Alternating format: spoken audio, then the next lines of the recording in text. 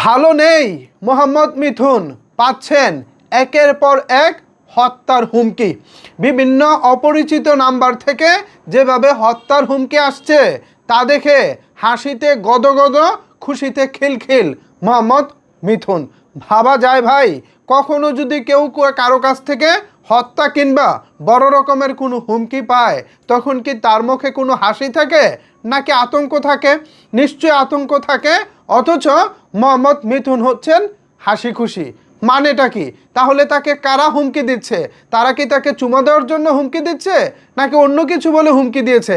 আর যদি অন্য কিছু বলে হুমকি দিয়েই থাকে তাহলে তিনি খুশিতে গদগদ কেন? কি বলেছেন আসলে মোহাম্মদ মিথুন? চলেন আগে তার মুখ থেকে কথাটা শুনে আসা যাক, এরপর বাকি আলোচনা করব।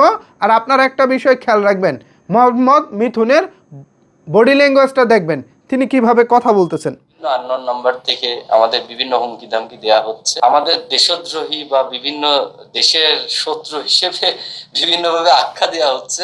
আমরা জাস্ট আমাদের সম্মানটাকেই কিন্তু রক্ষা করতে চেয়েছি। আমরা যারা ক্যামেরার সামনে ছিলাম তাদের সবার কাছেই কোনো না কোনো ভাবে আসছে, শুধু আমার না, কোনো না কোনো ভাবে বিভিন্ন আননোন নাম্বার থেকে আমাদের বিভিন্ন হুমকি ধামকি দেওয়া হচ্ছে।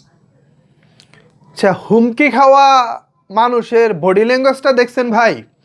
নর্মালি যারা কারো কাছ থেকে হুমকি পায়, ধরুন আপনি বা আমি, সাধারণ কেউ কোনো একটা চক্রের কাছ থেকে বা কোনো একটা পক্ষের কাছ থেকে হুমকি পাচ্ছি।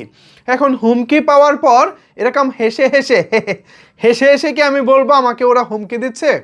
আপনি যে একটা নাটক মঞ্চস্থ করেছেন, আপনি যে আমাদেরকে এখন ভোলাতে চাচ্ছেন আপনি মোহাম্মদ মিথুন এখন বড় বেকায়দায় আছেন, বড় বিপদে আছেন, এগুলো বলে আমাদের কাছ থেকে সিম্প্যাথি পাওয়ার চেষ্টা করতেছেন। এখন আমরা কি আপনাকে সিম্প্যাথি দেখাবো? আপনি এরকমটাই মনে করেছেন? কখনোই না। যে বা যার সংগঠন আমাদের দেশের মান ইজ্জত আন্তর্জাতিকভাবে ক্ষুণ্ণ করেছে তাকে আমরা ক্রিকেট প্রেমীরা এত তাড়াতাড়ি ভুলে যাব? তার প্রতি আমরা সহানুভূতি দেখাবো? প্রশ্নই আসে না, প্রশ্নই আসে না।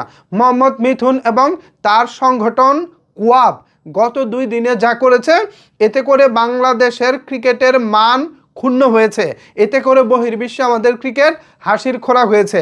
এমতো অবস্থায় যদি সত্যিকার অর্থেও সে দু একটা হুমকি দামকি পেয়ে থাকে সেটা তো আমি দোষের কিছু দেখি না। আর আসলেই তিনি হুমকি দামকি পেয়েছেন কিনা এটা নিয়ে আমার সন্দেহ আছে, বিকজ তিনি যেভাবে হেসে হেলে দুলে কথা বলতেছিলেন মনে হচ্ছে তিনি এখন পিকনিক মোডে আছেন, মনে হচ্ছে বন্ধুদের সাথে ঘরোয়া আড্ডাতে আছেন। নাথিং, কিছুই হয়নি, হুমকি পাচ্ছি কি হয়েছে, মানে এরকম একটা ব্যাপার স্যাপার। অথচ বাস্তবতা হচ্ছে কেউ যদি কারো কাছ থেকে হুমকি পায় এতটা নর্মাল তো সে থাকতে পারে না, এত নর্মাল তো থাকার মতো কোনো সিচুয়েশনও থাকে না।